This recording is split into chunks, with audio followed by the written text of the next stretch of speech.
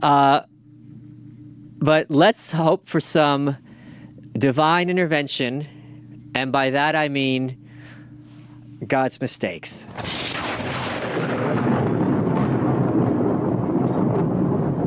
Now take a look at that child murderer dressed as a nun. What are God's mistakes? He doesn't know.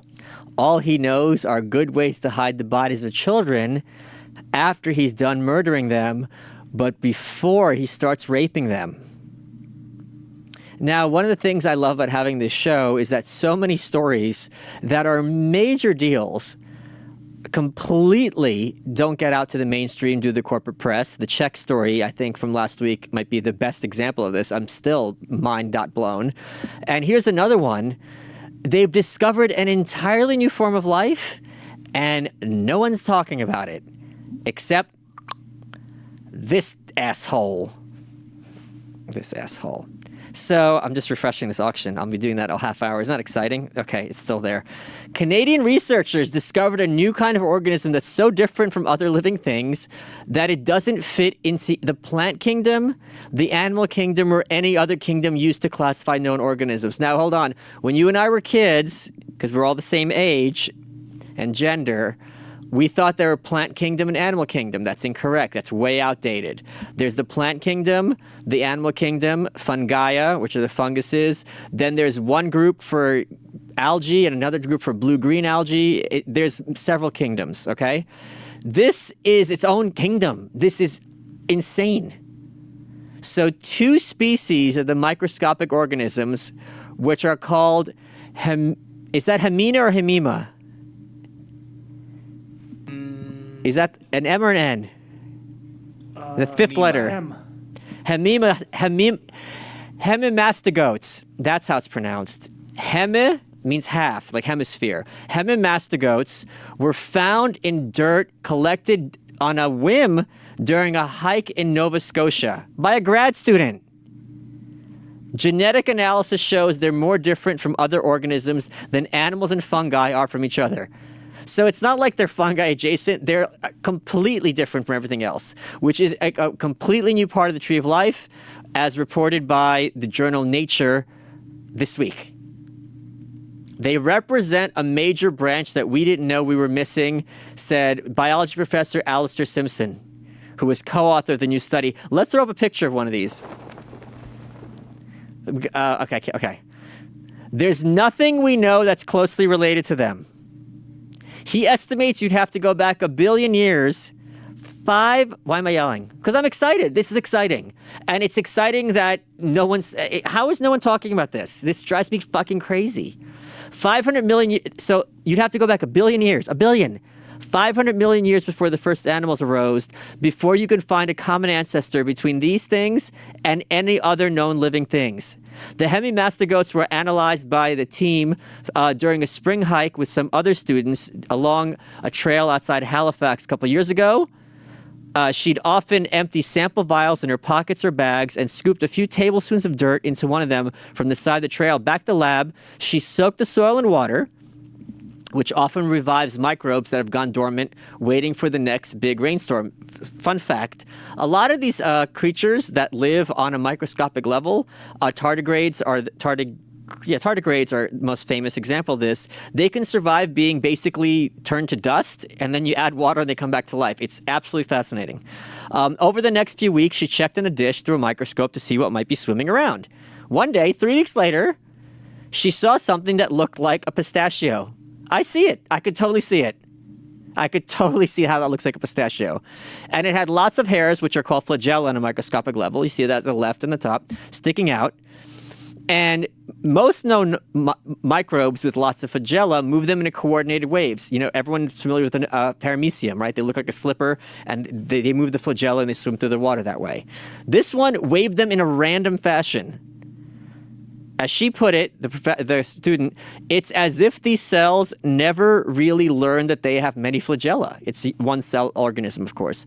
She had seen something with that strange motion once before, years ago, and recognized it as a rare hemimastigote, which were first seen and described in the 19th century, but at the time, no one can figure out how they fit into the tree of life. Consequentially, they've been called a tantalizing mystery to microbiologists for quite a long time.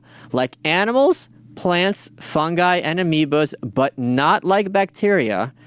They're complex cells that have many organs called organelles, including a nucleus, which holds the DNA, making them part of the domain of organisms called eukaryotes rather than bacteria or archaea. That's right. You know how when you're a kid, you learn King Philip came over from Germany singing? King, kingdom, Philip, phylum, over, order, from, family, Germany, genus, singing species, right? That's the list. That was impressive. It's not. It's a mnemonic. It's just like my very elegant mother just served us 9 pancakes for the planets, right? So in between, though, because DNA and biology is a continuum.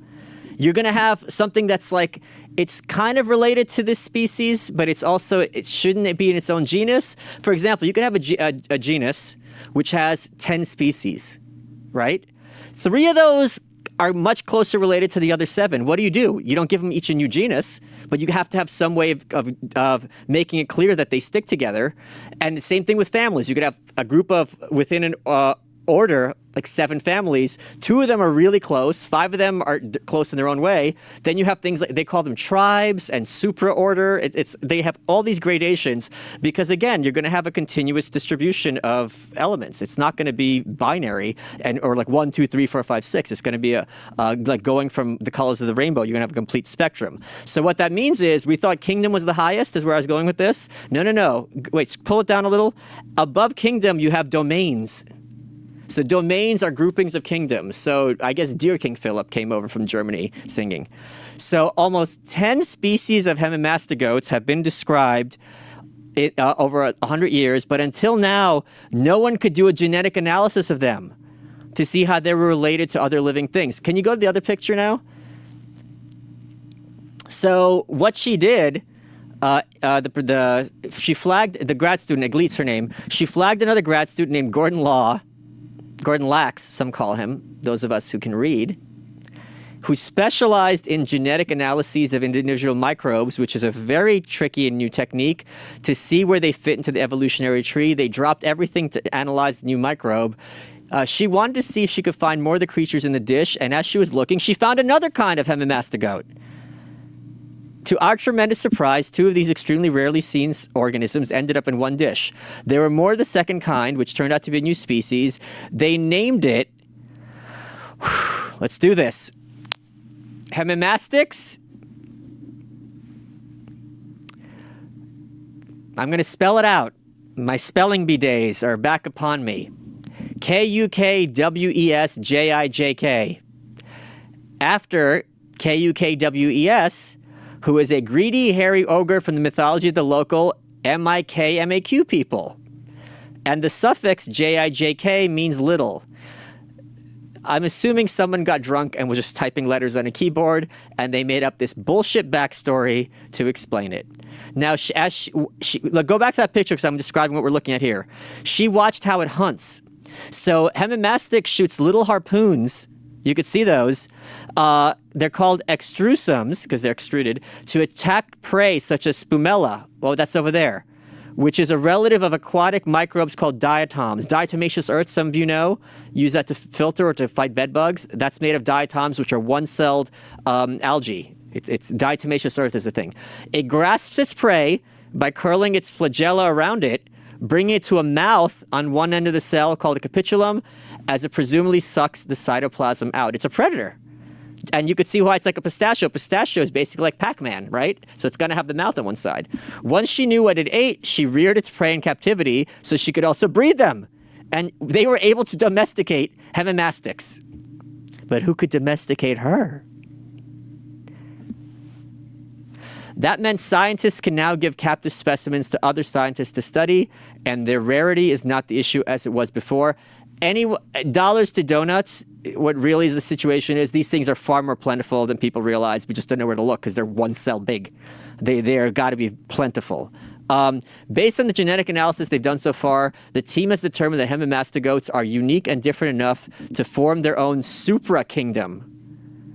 A grouping so big that animals and fungi, which have their own kingdoms, are considered similar enough to be part of the same super-kingdom. So you see what I was saying before? So between domain and kingdom, you have super-kingdom, which means these three kingdoms are one thing. Then when you add plants and algae, you're going to have a domain. It's not that interesting unless you're into categorization, classification, which I am, and I'll admit it.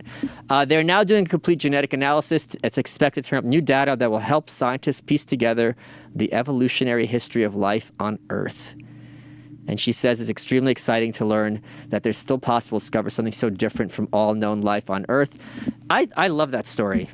I think it's so cool to have that visual. That thing's alive, and it's been here twice as long as all animals, just moving around, preying on things with its fucking flagella. Oof.